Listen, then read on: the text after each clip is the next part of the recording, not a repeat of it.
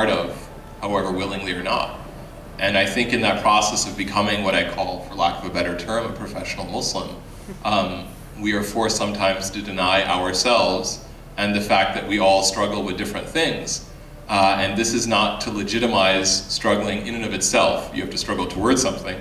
But to say that we have lost sight of the full human being at times, that we expect ourselves in our communities to be cardboard cutout perfect Muslims, and sometimes we are expected to fulfill that role. When you feel yourself under external pressure, it's very hard to have conversations that you would otherwise like to have. And I think I spent much of the last 13 years inhabiting that space, and I'm proud to have done that and honored to have been able to do that, and I think it was the right thing to do, but I don't think it did justice to, I think, who I wanted to be and where I wanted to go with my life. So that was a very long answer, I apologize, but I wanted to do it justice because it's a contentious term.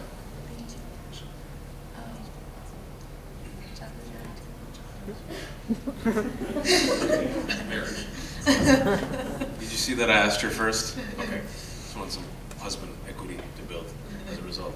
Professional Muslim is a term that Haroon and I have been, and people, I guess, of the post 9/11 generation has discussed a lot. I mean, I think 9/11, when it comes to our post-millennial generation, because I don't think we're really millennial anymore, we're asymptotic to millennials.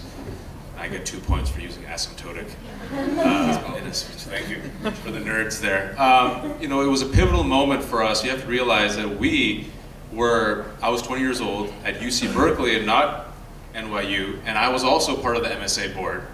And we see the two towers falling as I'm sitting wearing my pajamas in my apartment. And much like Haroon, I closed my eyes, and all of a sudden, almost the next decade flashed before my eyes because I was a student of history and literature. And this was almost an exaggerated repeat of what happens to some other minority communities. And I remember I opened my eyes, and my roommate S was next to me, and I said, we have to do a lot of work. And I kind of just exhaled. And here I am, a 20-year-old, undeclared, for those of you who are paying attention, senior at UC Berkeley, who got elected somehow to the UC Berkeley MSA. And then my roommate Esan, who was part of the computer science guy who built our website, the idiot put me as the PR guy.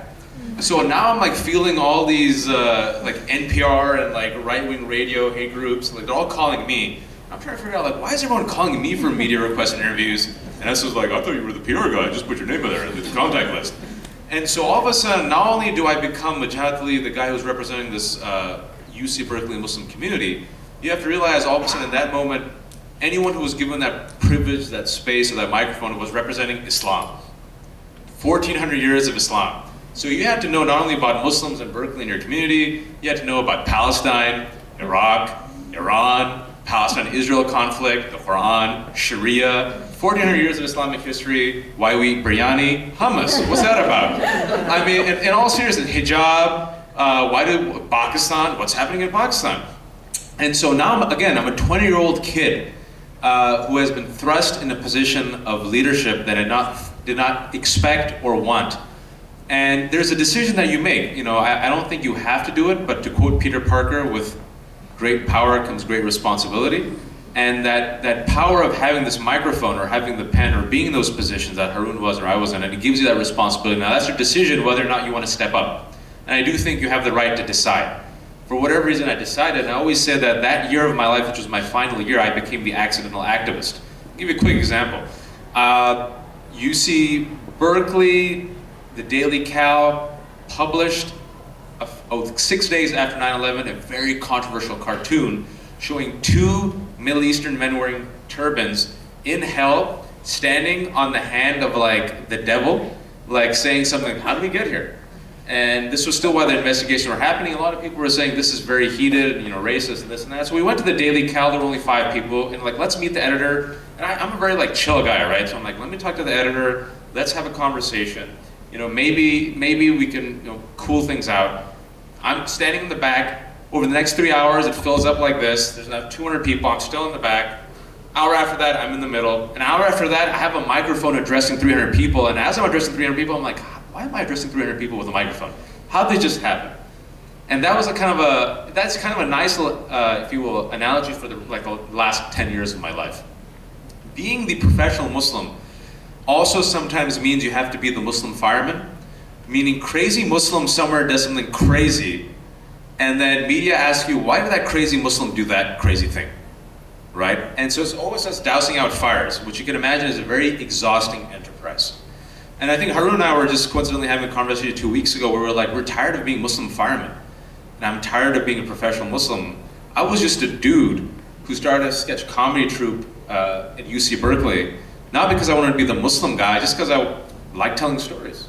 You know, when I was at all boys Catholic high school, I used to make all my friends laugh, not because I was the Pakistani guy or the Muslim guy, just because I was the dude who used to just try every lunch to make at least one of my friends like cough up their milk, right? But they didn't know me as the Muslim guy, they knew me as Wajahat who happened to be Muslim. But I think we've made the active choice because of our identity, because of our likes, and because of what we feel as a responsibility to step up, especially in this very perilous time where there's such ignorance about Muslims and Islam, and Pakistan in general. And I've seen a shift, and usually the shift, I'll say two more things about this, two main points. We're not unique about what's happening to Muslims. If you're a student of US history, you can see what happened to African Americans, you can see what happened to Jewish Americans, you can see what happened to Irish Catholics. Usually the minority mainstreaming process has three phases. First, you're a character, you're usually the stereotype, the character. So right now we're the antagonist of the global narrative, the crazy Muslim, right? The second phase is you're the white, wacky sidekick. You're like that gay neighbor. You're the African American friend. You're the Muslim dude who makes falafels, right? The third phase is you are a nuanced character who just happens to be Muslim. Does that make sense? And I've seen in the last 11 years, we've actually made the shift, I think for the most part. We were stuck in reactionary professional Muslim mode because of those circumstances. I think we're shifting into 1 and 2, and maybe into 2 and 3. Earlier today, we took a photograph at Comicopia with Miss Marvel comic book, because our homie, we've known for 5-6 years, Willow Wilson, released Miss Marvel. Miss Marvel is the first Pakistani Muslim American superheroine with her own monthly comic book, who just happens to be Muslim and Pakistani. You guys have been following this? So we're seeing the shift. What we also seen the burden as being a professional Muslim, and especially when we get this microphone, is the main criticism also comes from within our own communities, because we always want to have an avatar of perfection. Does that make sense? Always put our best foot forward, never air our dirty laundry, white teeth smiling. There's no racism in Islam. Islam is perfect. We are perfect. It's all the media. All right? Anytime you get the conch, which is rare, the novel, the comic book, the play, the microphone, put your best foot forward. Checklist, checklist, checklist. Did you know in Islam there is no racism? Did you know what the Quran says about female rights? Did you know that, mashallah, Muslim women are educated? You know, checkpoint, checkpoint, checkpoint. Never air our dirty laundry, never talk about the warts, never talk about the mistakes, because the people will think bad of us. Does anyone know what the people is a code word for? Say it, you said it. White people. White people. Beta, what will the people say? When I did a play, right, the play has characters who happen to be Muslim Pakistani, none of them are perfect.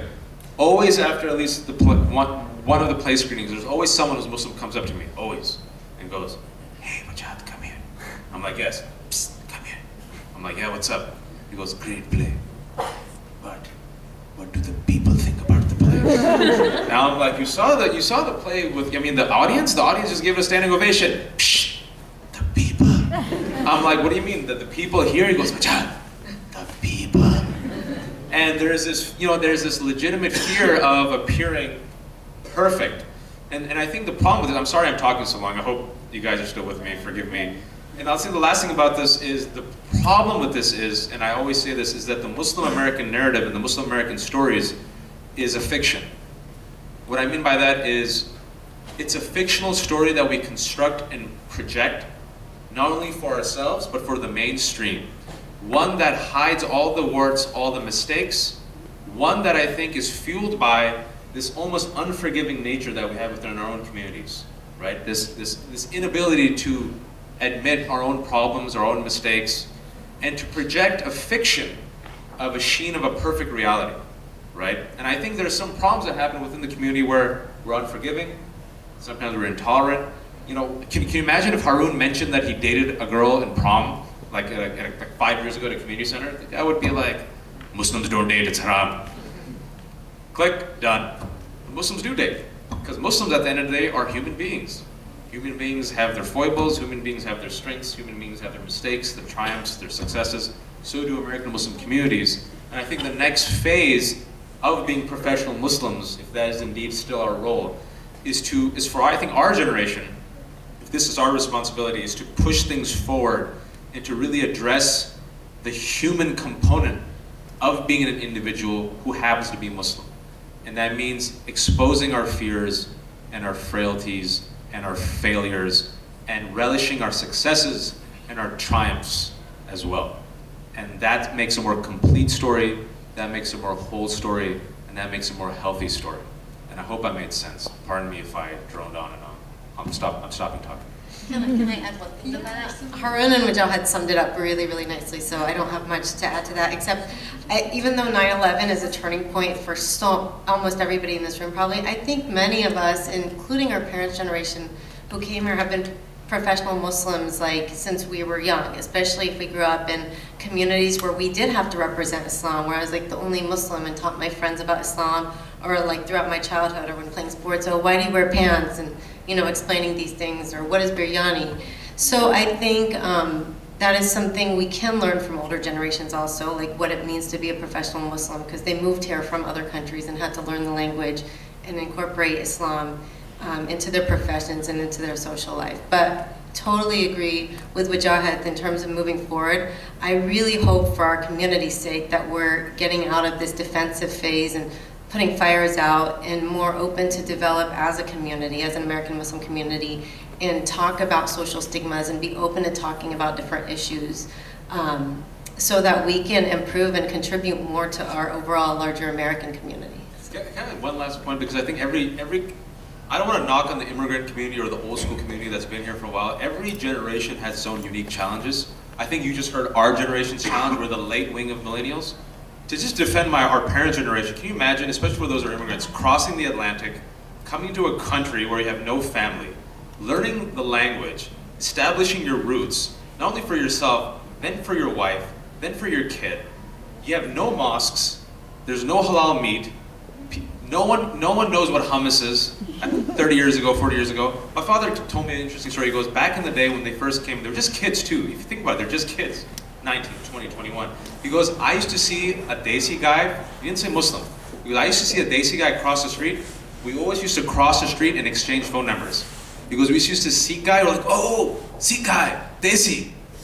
Like, we're together. He goes, when it was Eid, we used to do our research, establish our Eid prayers, drive 2 states to get halal meat. And now when you get a little bit older, that older generation, you actually see them as being human beings. They're not terrifying. They actually talk to you. It's gonna happen in 5-10 years, trust me. And you're like, wow, you're a human being. This is crazy. And they do really dirty jokes also, which is kind of funny. And it's awesome. It's like, wow, you have a sense of humor and you're filthy. This is amazing. I knew this growing up. But what they tell you, and I want to mention this real quick, is they also had dreams and aspirations. And the privileges that we take for granted, our generations, they didn't have. So one uncle, case in point, he goes, I always wanted to be an architect. I'm like, word, engineering uncle who doesn't smile ever, who's now talking to me like a human being. He goes, the reason why I didn't do it is when I came here, I had to give money back to my family at home. They said you have 2 choices, medicine or engineering, because that would bring money. I was good in math, so I said I'll do engineering. And I forfeited everything else. And the reason why we have those pressures in our kids is so we want them to fit in and not go through the struggles that we did. And the reason why we want them to be an engineer, doctor, and this and that, so they're safe and stable. Our generation's problems you guys heard of. And now I think for the younger millennial generation, hopefully if we've succeeded in some small way, you guys, your challenge for me is to create your own checklist for success. I think that's the huge challenge, because you have the privileges, right? That's my the throwdown challenge that I have for the young millennials. Really bust out, bum rush the show. I'm tired of reading Rumi. I want the new Rumi. I want the new Rumi. I want the Rumi from Northeastern University. I want the American Muslim stories and the poets, right? I want the doctors who are building their own NGOs over here to really branch out and really go on those uncharted territories that some of us couldn't do. I think that's really the challenge for your generation. I just want to say that I promise I'm done talking for the rest of the evening. Thank you so much. I would like to once again open the floor up for questions. Do we have multiple questions? Okay.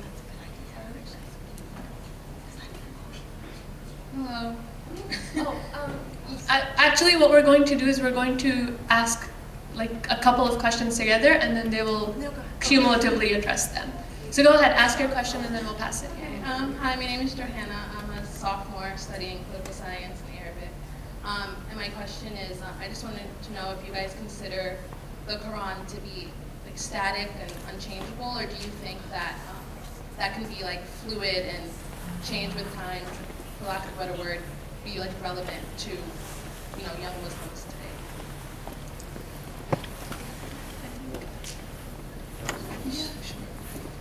My question is to Haroon. So today you spoke about Sisi, like earlier this morning, about Sisi running for president in Egypt, because I'm from Egypt.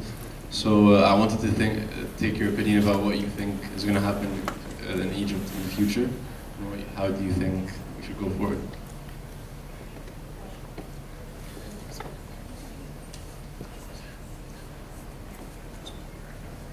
I have a question for you.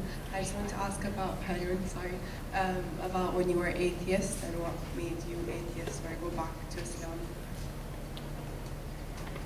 Do you want to pause and answer? Hi, my name is Nadia. I have a question for Dr. Kureshi. How is it working with the Somali population in Minneapolis? I'm just curious.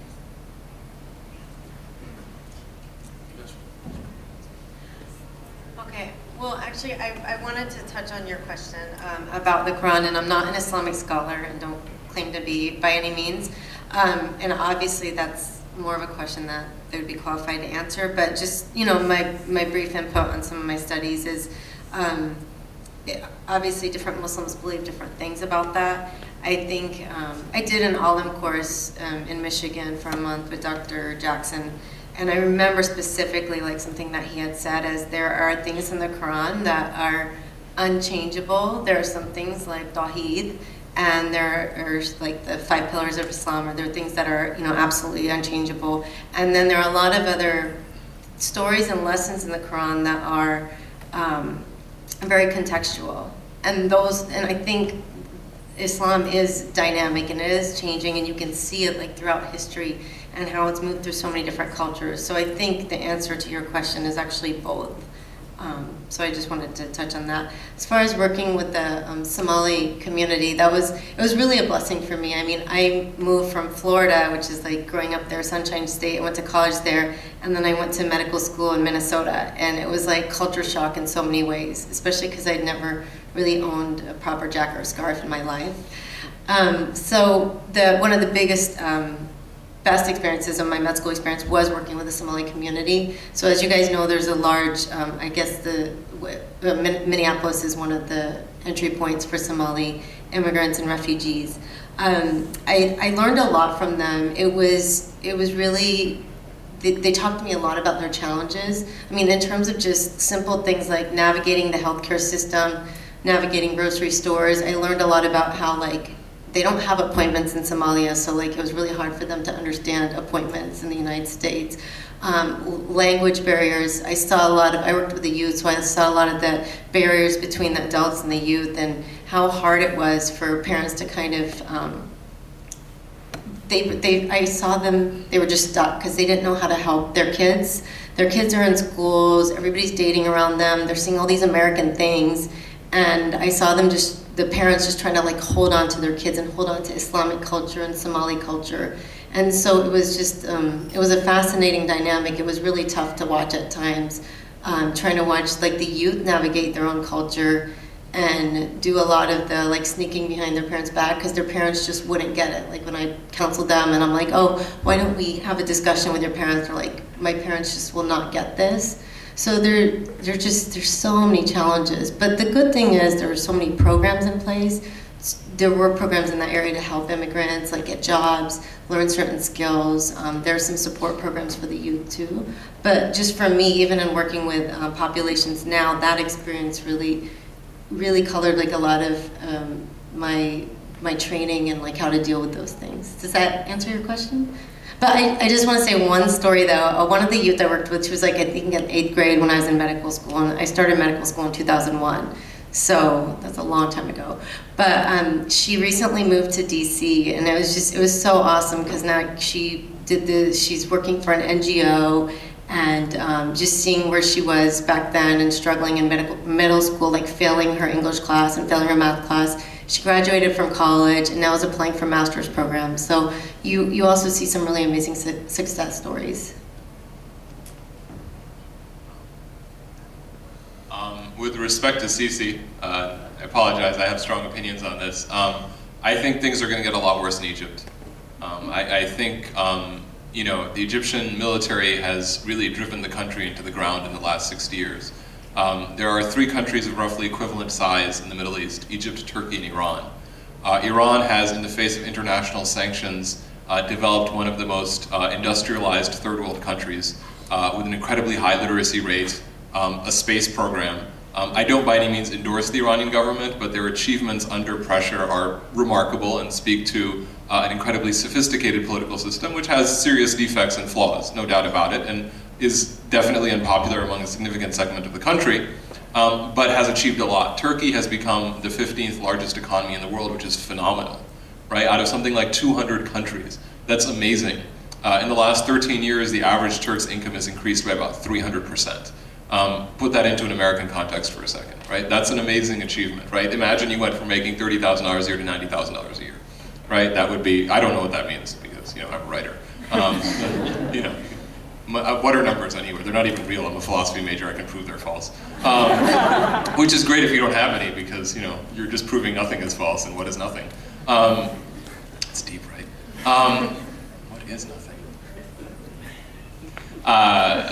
Yeah, now I'm going, I have ADD, so I'm off on another tangent. Unfortunately, you have to kind of go through democratization, I think, to get to a certain point, and I think this is a step backwards for Egypt, unfortunately. But that's my opinion. I've studied Pakistani politics closely, Indonesia, Turkey. Coups generally always make things worse because the people who were coming to power were the people who had failed, right? They delivered nothing for Egypt.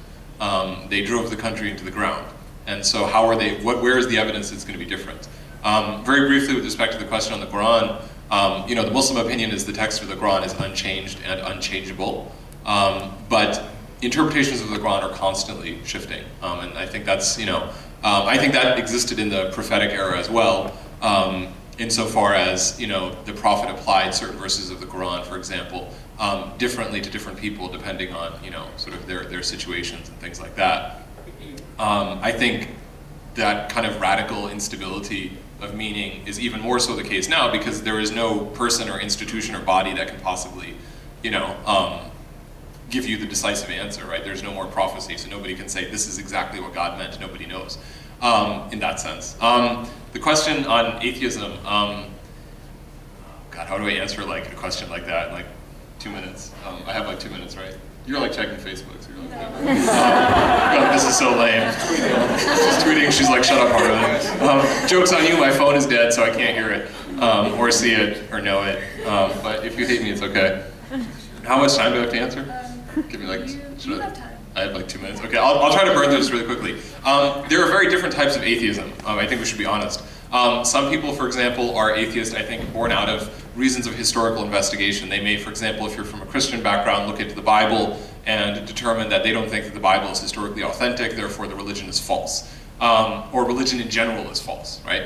Some people are what I call materialist atheists. They look to science or empiricism to explain the world and the universe and believe that the divinity, the concept of the divine is, it's superstition, it's falsehood, or it's simply unnecessary.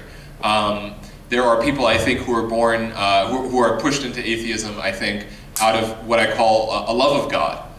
It's a sort of, atheism of mahabba, if you want to use the Arabic word, because they refuse to accept a belief in a God who, as they see it, would permit evil things to happen, that they would rather not believe in a God than believe in a God who would allow people to suffer. So out of respect for a certain concept of God and an unwillingness to believe in any other concept of God, they don't believe in God, right? So why, if God exists, why do bad things happen? My atheism was born out of exhaustion. I was raised in a very religious Muslim household. We were Sunni Hanafi Pakistani. If you don't know what that means, it doesn't matter. There's 500 million people who kind of know what that means. And you know, I was intellectually convinced that this was the truth. And I was intellectually convinced that, you know, God existed and all these things are real, but I couldn't get myself to do any of these things, right? I couldn't pray, I couldn't fast, just like I did not care. And then around about the time I realized I could start dating, I realized that everything I wanted to do was haram, was forbidden, and everything I was supposed to do was basically like the last thing on earth I would ever do. So, you know, eventually out of sheer frustration, because the thing is when you have those two sort of, you have two contradictory currents in your mind, right? You're going to eventually resolve them in favor of, you know, one or the other. And I was convinced, therefore, I was going to hell. Because if I can't do everything that Islam is asking me to do, then I'm going to go to hell, right? You're supposed to pray 5 times a day, and that's like kind of like the bare minimum, and you're not praying 5 times a day, you're going to hell, right? So who wants to go to hell? That's not a particularly exciting, you know, world destination, worldview, right? And you know, think about it. I was like a sick, awkward, shy Pakistani kid who, you know, didn't know how long he was going to be on the earth. So who wants to live like a miserable, crappy existence in this life, off on the margins, and then burn in hell forever? And so, you know, essentially what I did was I just deleted the belief. You know, I said, I just can't deal with this. I cannot live with this belief system in my mind because I'm going to go crazy. Like, if I'm going to go to hell, like fine, I'm going to go to hell, I don't care anymore. I just don't believe in God because it's not doing anything for me. So it was an atheism born of moral exhaustion. The way back is a much longer story. So can I summarize it? Now I believe in God. Yes. It's never one event, unfortunately. Okay, very quickly. Sorry. We're curious. You have 2 minutes. Okay, 2 minutes to justify theism in the face of rising empirical skepticism. Awesome. I just wasted half of it. Internal monologues suck, right?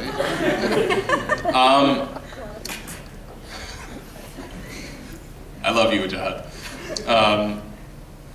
It's all his fault, too, because he made me write the essay. So otherwise you would know the story.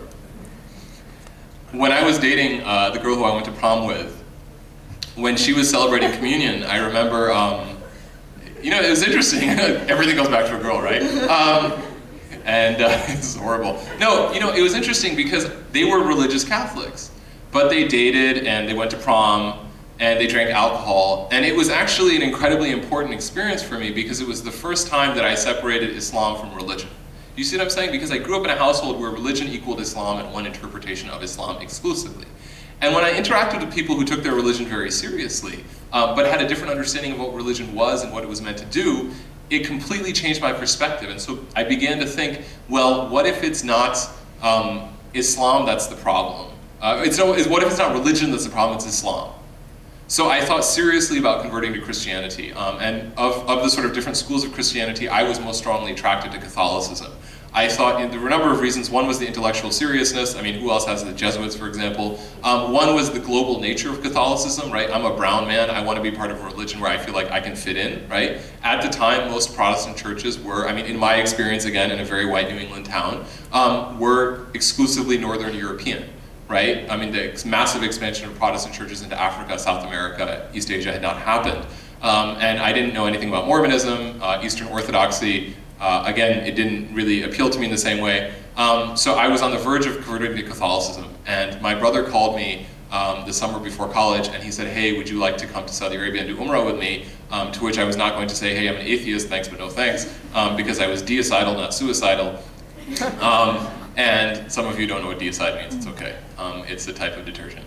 Does anyone know what deicide means? Yeah? Okay, some of you are looking at deicide, to kill God, right? Suicide, to kill yourself. So if I told my parents that I no longer believed in God, I would be inviting suicide, you know, as in they would kill me. So I thought to myself, hey, maybe Christianity is like the rebound religion, right? Like maybe I don't believe in any religion and I just can't get myself to accept it, you know? So maybe if I go to Saudi Arabia and take myself to Mecca and Medina, and I survive that experience, and I know that I don't believe in God, then I, like, you know what I mean? Like, I believe in like full-on exposure. Like, if you're scared, I'm scared of heights, so I went snowboarding. Like, that's how I deal with problems, right? I was like, I'm just gonna go to Mecca and Medina. So I went to Mecca and Medina. Can I go another minute? I'm sorry. Is this interesting at all? Like, okay. I'm sorry for talking so much. I apologize. It makes it easier for us. You're welcome. So I went to Mecca. Like, okay, it's kind of like Times Square, New Year's Eve. The Kaaba is the ball, right? Everybody's trying to get there. They will run you down, right? We're like Semitic rabbits. There's like 400 million people there. They're all trying to get there. There's like another million every 5 minutes. I mean, literally, you try to exit the mosque one way, the crowd pushes you the other way. You're like, hey man, I'll see you at the hotel. You're like, you just go that way. I was like a tall guy. And, you know, I'm times where I go like 200-300 feet, my feet were not touching the ground. I was just, you know, I was moving with the wave. Incidentally, I think this is why Muslims can't form lines, because we think any object of interest is the Kaaba. So we attempt to circle it. So like when you go to like a fast food restaurant, you see people like banging into the wall because they're trying to go around the fast food counter. They don't understand what to do, right?